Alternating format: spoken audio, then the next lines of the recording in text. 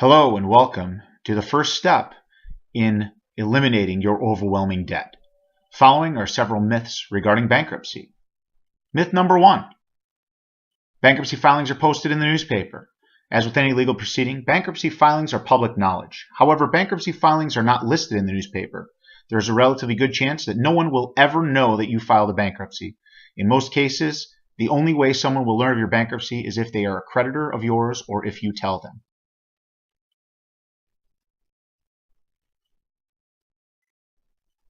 Myth number 2. I will lose all of my property if I file bankruptcy.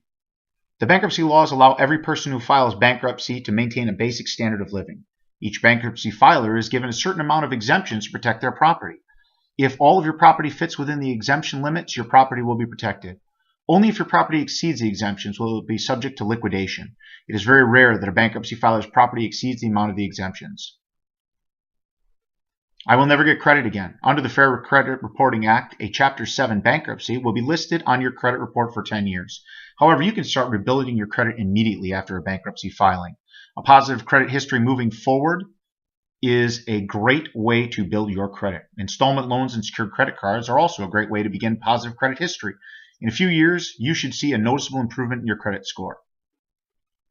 I can only file bankruptcy once in my lifetime. This is completely false. Bankruptcy laws do not prevent anyone from filing more than once. There is no limit to how many times you can file bankruptcy. A Chapter 7 discharge is available once every 8 years. In the case of a Chapter 13, you may be eligible to receive a discharge every 4 years.